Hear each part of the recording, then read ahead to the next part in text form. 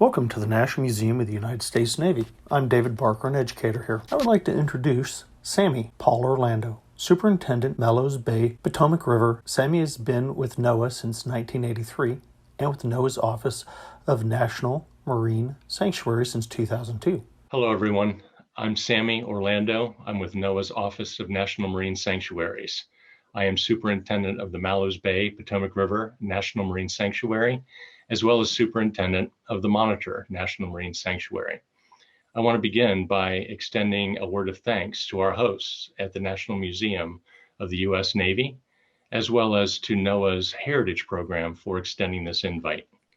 In our time together today, I'd like to tell you a little bit about the system of National Marine Sanctuaries, and then zoom in on the Mallows Bay, Potomac River National Marine Sanctuary, including something about the history of the Ghost Fleet, as well as the incredible heritage in human history that dates back thousands of years. Then I'd like to tell you a little bit about some of the programming that we are working on in partnership with the state of Maryland and Charles County, Maryland as co-managers, as well as dozens of community organizations and individuals to help interpret, protect, provide access to, and stewardship of these resources. All right, a little something about the National Marine Sanctuary System. We call these America's underwater treasures. They're very much akin to our incredible system of national parks, our terrestrial counterpart. There are 15 National Marine Sanctuaries as of this week, with the designation of the Wisconsin Shipwreck Coast Sanctuary in Lake Michigan, as well as 2 marine national monuments. Together, they make up about 600,000 square miles of ocean, Great Lakes, and coastal waters. And through this system of National Marine Sanctuaries, we protect, we interpret, we provide access to, and we contribute to the blue economy of this country. The National Marine Sanctuary System protects iconic natural resources, as well as maritime cultural heritage resources, important pieces of our nation's history, as well as the heritage of peoples that predated this nation going back thousands of years. As such, the beauty and the resources of the sanctuary system make them destinations. Recreation and tourism is prominent in all of our National Marine Sanctuaries. Because of the resources and the communities that surround these areas and these resources, no 2 sanctuaries are alike. However, they share common properties of how they operate.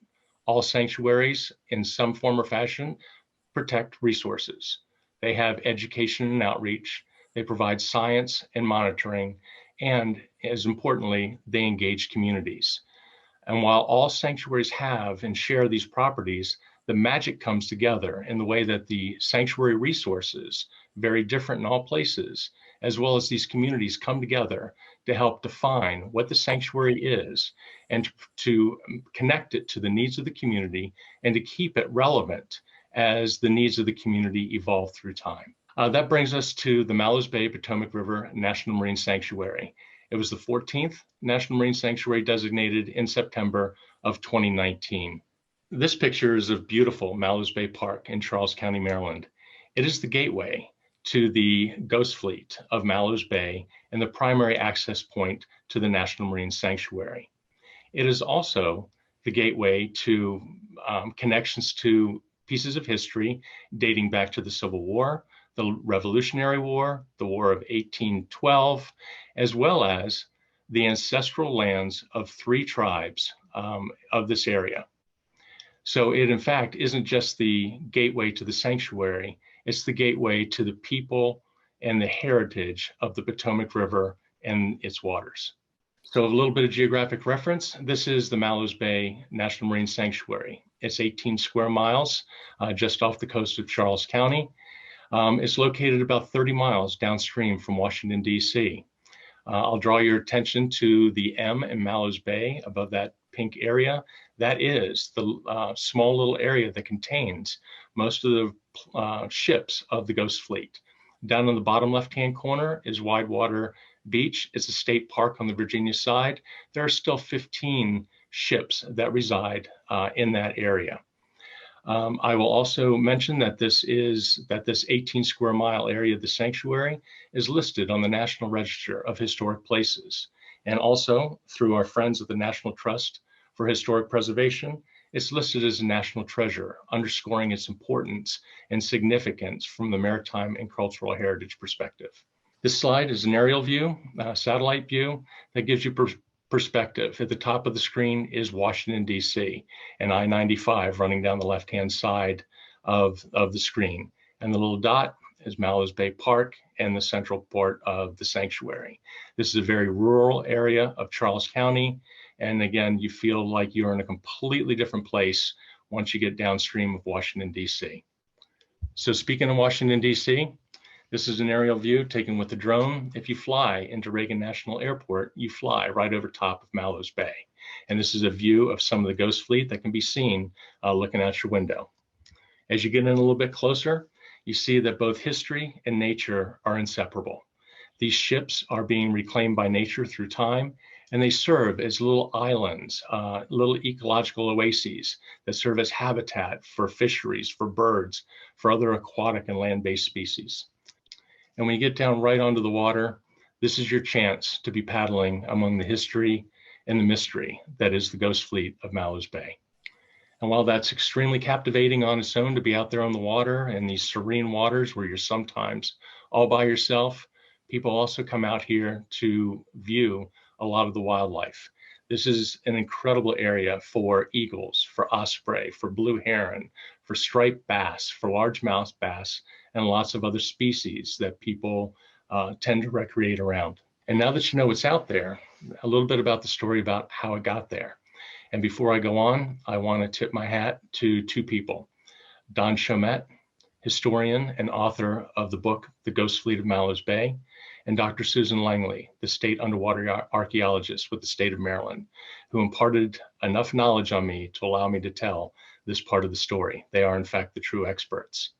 But this story has its origins about halfway through World War I. The German U-boats were really devastating a lot of the Allied fleet and a lot of the merchant vessels.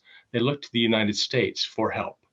They asked us to build, transport merchant vessels that basically could outnumber the German U-boats at the time. So in April of 1917, President Woodrow Wilson issued a decree, got us into World War I, and said that we were going to build 1,000 ships in 18 months in support of the Allied nations and the Allied effort. We were not necessarily a shipbuilding nation at that point in time, but this became a nationwide priority. And nearly every coastal state in the contiguous U.S. Contributed to this wartime effort. Shipyards were either spun up or completely revamped in order to meet the need of building 1,000 ships in 18 months. The shipyards around the country, in order to meet the need this quickly, it was determined that by the Emergency Fleet Corporation that the ships would be made of wood. And mind you, this is a good 50 years plus after the USS Monitor and the ironclads completely revolutionized shipbuilding. But the fastest way to build all of these ships was to do it by wood. There are about 8 different models of the ships that were built in these 50 shipyards across the US. And of course, different types of wood existed in different parts of the country as these ships were being built. This was a major jobs program, to be absolutely for sure. You don't spin up shipyards and start building ships without creating all the service industries that go along with the shipbuilding. Likewise, you don't have people come in and do this without expanding out the community-based and the social needs that are required for everyday living. So this truly was a major jobs program and community development that spun up around this. So about 300 ships were built before the war came to an end. And there were some amazing stats and some innovations that came out of this. The ship on the far right was built in 18 days. It's the Aberdeen. I'm sorry, it was built in 17 days. An incredible feat by any standards. You see in the upper left-hand corner, a razzle-dazzle design was tried out. This was to try to thwart the German U-boats and the way that they saw the ships coming and going. In the bottom left-hand corner is a poster that depicts the United States launching 95 of these vessels from shipyards all around the country on one day. July the 4th, 1918. This slide basically pays tribute to the merchant mariners. While they rightfully have a lot of respect for all of their efforts throughout World War II, when you're spinning up what turned out to be almost 300 ships at all these different shipyards, you need shipbuilders, you need ship operators, you need ship crew, you need maintenance, instruction, you need people to be training. So we would like to believe that the building of these ships really was part of the impetus behind the rapid expansion of the merchant marines. One of the things that I really appreciate about the maritime heritage component is the way that it connects to people. I'm going to zoom in on one of the ships here that was built in Tampa Bay, Florida. And we've had the privilege over the last couple of months of hearing the story of Charles M. Red Fuss, as told by his son in the lower right-hand corner, Charlie Fuss Jr., and Charlie's daughter, Charlotte. Charlie was basically the chief electrician on one of the vessels that was built, the SS Nemeki in Tampa Bay, Florida. And this picture of Charlie telling the story to Brent Huber from Charles County Government Media about the meaning of this ship to him, to his father, to his family, and saying something about some of the mementos that are still part of the family keepsakes. So the war ends mercifully in 1918, and before a lot of these ships even had a chance to be put into action going across the Atlantic. They did serve other kinds of missions, but the U.S. government left these in a lot of places around the country, but tied up most of them in the James River. At some point in time in the 1920s, they sold the majority of this fleet for the purposes of shipbreaking and to recoup some of the cost of building these to a company called Western Marine and Salvage located in Alexandria, Virginia. Western Marine and Salvage moved a lot of these boats from the James River up to the wide water area of the Potomac River and ultimately moved them across the bay into Mallows Bay. And what you can see on the right-hand side of the screen is about 150 of these vessels at one point in time that were tied up in an area that's about 1 square mile. The bow of the vessels generally point toward the land, and the stern is toward the Potomac River on the left-hand side of the page. But there's a couple of pictures of what these vessels might have looked like when they were tied up in Mallows Bay. So they're tied up there for the purposes of shipbreaking. And what that means is the recovery of any of the scrap metal and the metal artifacts that had any kind of value associated with them. So engines, steam boilers, propellers, and the like. And a lot of times they were taken down by just manually deconstructing the vessels. And in other cases, on the right-hand side of the screen, the most efficient way to get to a lot of these was just to set them on fire. And this is a picture of, I believe, about 33 of these vessels being burned all at the same time, again, down to the water line to provide access to the scrap metal. So one of the things that people see when they go out there is they see what the remains are of essentially 3 different shipbreaking periods. So the first of these was done by Western Marine and Salvage in the 1920s. The second shipbreaking period was done during the Depression era, that's when the local community from both Charles County and on the Virginia side came out and started salvaging and selling pieces of the scrap metal. This became a major source of income locally during the Depression era. The third shipbreaking operation occurred in the early 1940s. Bethlehem Steel was in charge of that at the time. All 3 of these operations were very short-lived, but they did have meaningful impact on the way that the ships were left scrapped in Mallows Bay. So people who visit there today are seeing the remains of these 3 shipbreaking periods and nearly 100 years of nature and nature's impact on reclaiming a lot of these vessels. So what people see and what they come out to see when they hear about the Ghost Fleet is a lot of what we just talked about. They want to know the history of the fleet. They want to be mesmerized by the ecology and the habitat that it creates. More and more, we are learning more about the peoples of the Potomac River and this part of the Chesapeake. And we are talking more and more about the heritage and the history of these peoples. The Ghost Fleet is an important, but it's a moment in time. And we also recognize that there are lots of generations of families and peoples who have been here. So we point out, in particular, a lot of the local residents of Southern Maryland and Charles County in and around the Nanjemoy area. We talk about generations of commercial watermen who can trace their roots back, in some cases, back to the Ark in the early 1600s in the state of Maryland.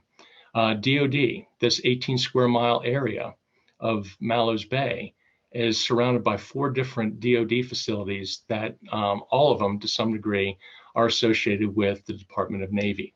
160 years of history and heritage leading up to the nation's capital and protecting that area. This is part of the fabric of the Potomac River. On the lower right-hand side, not a World War I era vessel, that is the Accomack. It's the remains of an old ferry boat liner that used to make runs across the mouth of the Chesapeake before the Bay Bridge was put in place. But this gives us a chance to remind people that at some point in time, the ferry boat system was the major carrier along the arteries of the Potomac River and the Chesapeake Bay. And up in the upper left-hand corner is again an acknowledgement of the 3 tribes, the Piscataway Conoy tribe, the Piscataway Indian Nation, and the Potomac Indian tribe of Virginia. These are their ancestral lands and waters, and we're grateful for the opportunity to access and act as stewards of a lot of these same resources. So when the sanctuary was designated in 2019, it was done in cooperation with the state of Maryland and with Charles County, and it was done literally through the efforts of dozens and dozens of community members and community organizations. It was put in place for the sole purpose of maritime and cultural heritage, the protection, the interpretation, the access, and the stewardship of these great resources. Likewise, in order to build that appreciation and that stewardship, you have to provide access. It's no surprise, especially through COVID, how important these outdoor areas are. When you put something out there like the Ghost Fleet and you start talking more about the history and heritage of people along these areas, you get a lot of attention. And there's a lot of emphasis on recreation and tourism, again, as a mechanism for expanding awareness and hopefully one day stewardship of these great resources. In the bottom left-hand corner, it's a reminder that although the history and the ecology are intertwined, natural resource management is left to the state of Maryland and to the Potomac River Fisheries Commission. When putting together the management plan for the sanctuary, we had an incredible model home. For those who may know about some of the other places in the sanctuary system, Thunder Bay National Marine Sanctuary in Alpena, Michigan, is in fact our model home. It is a shipwreck, a history and heritage site. It's been around since 2000, and so for 20 years, it's provided the framework and the programming and set the bar for where we're trying to go with the Mallows Potomac Sanctuary. So again, I talked about magic of resources and people coming together. When the community and the partners of the Mallows Bay Potomac River area come together, there are 4 different ways that they like to talk about what we're trying to accomplish with education programs or science programs or resource protection programs or community engagement. There are 4 major pillars that we try to accomplish by putting these things together in just the right way. Number 1 is, as I talked about before, recreation, small business, and enhancing visitor experience. People are coming out to these places. They want to know something about these places when they get there. Small businesses like Atlantic Kayak have been around for a while, and the demand on Atlantic Kayak is the sole provider locally is almost overwhelming. National providers like REI run programs out of Annapolis, out of DC, and out of Baltimore, bringing people down to the Mallows Bay area. Visitation has doubled in the last 3 years. And again, COVID had something to do with that. But again, the telling of the story, the history, and the heritage has a lot more, I believe, to do with that. So when people get there, unless you're going out on one of these guided tours, you need to know what you're looking at in order to build this appreciation and stewardship. So through numerous partnerships with the National Marine Sanctuary Foundation, the Chesapeake Conservancy, and numerous others, we've built and provide a free laminated water trail guide to all of the users of the area. We have a small buoy system that sits out in the water that marks some of the historical points of interest, particularly with the Ghost Fleet, and gives folks a brief blurb about the historical context and importance of that area, as well as some of the ecology. It's a beautiful piece. Everybody loves this, but as I get to in a minute, it's a static portrayal of the area, and it certainly focuses on the Ghost Fleet as the primary heritage resource. When we get people out there, we want to do something about safety. So again, in partnership with the National Marine Sanctuary Foundation and Maryland Department of Natural Resources, we've installed a new buoy out in the waters just outside of Mallows Bay.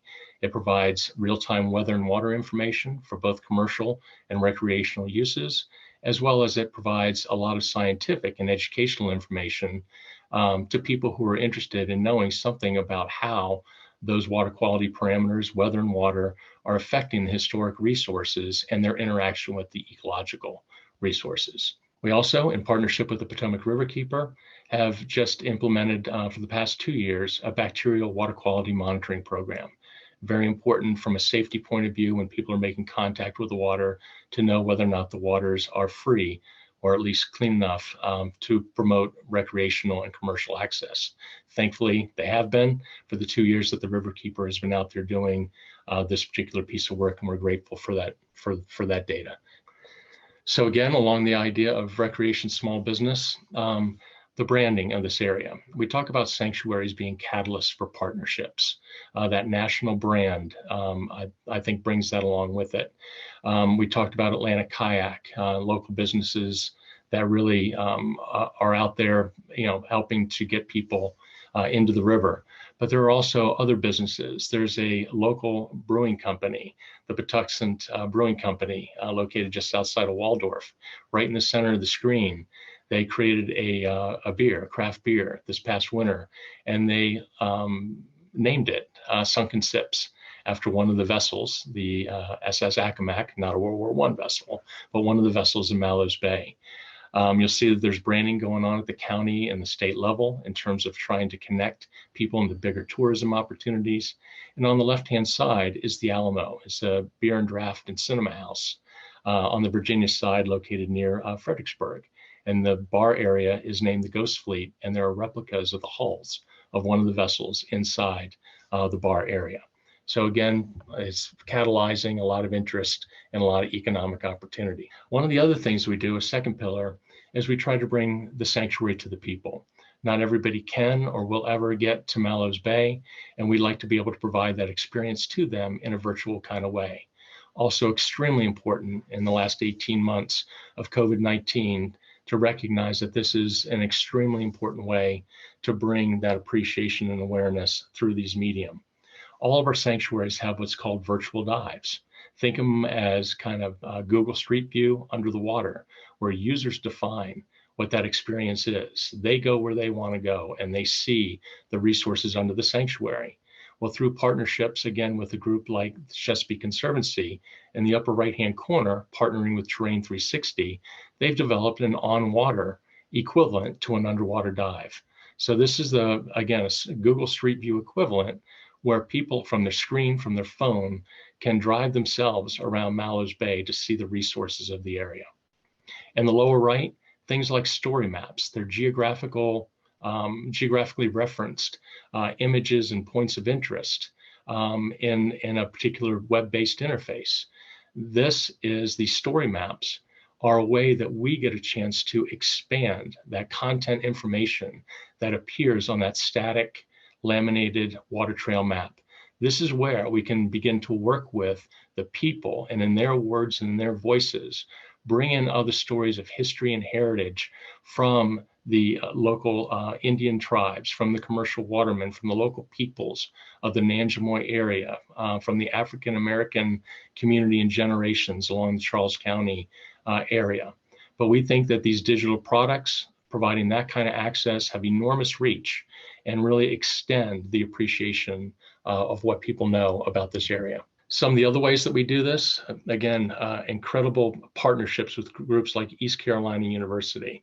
When people are paddling in Mallows Bay, at the top of the screen, what you see is what's left of what we call the Scout Wreck. And there's a whole history that goes behind that. But you'll see on the right-hand side what it looked like maybe 7 or 8 years ago, and on the left-hand side, what it looks like now. So it's deteriorating rather quickly, but that's what people see. So through the magic of going in, finding line drawings, and some incredible work being done by a student at East Carolina University, they've recreated a three-dimensional replica of what the Scout Wreck used to look like. And again, if this were live, we would be demonstrating the fact that you can fly through. You take a test drive, peel away the planks on this ship and go inside and see what it used to look like and recognize some of the pieces that now reside in the burning basin component of Mallows Bay. The third pillar is about community benefit and quality of life. There's no doubt that for every National Marine Sanctuary, STEM education is extremely important. Providing career opportunities, vocational opportunities is something that is important in all National Marine Sanctuaries. We have education programs that have been going on long before the sanctuary was even designated, and we continue to take people out on the water. We have a particular emphasis in diversity and inclusion and providing opportunities for those community groups that are under-resourced and underrepresented in these fields. We are extremely proud of our ability to get them to this place and to use Mallows Bay as that living laboratory. Along those same lines, one of my favorite programs is a partnership that we've had for the last few years throughout the sanctuary system, but also locally at Mallows Bay, Potomac River. And that's with the National Association of Black Scuba Divers and a group called Diving with a Purpose. We have been able to get almost 1,000 students to listen to the opportunities that being in the water provides, and get almost 100 of those into the water to take their first breath under the water using scuba equipment. We may never put any of these students, in fact, we won't, into the Potomac River for scuba purposes. On the other hand, this is teaching STEM education. This is teaching it from a cultural perspective that isn't traditionally available. And it's also offering up opportunities for advanced education or even recreation or vocation that people didn't even know existed, let alone had opportunity and access to.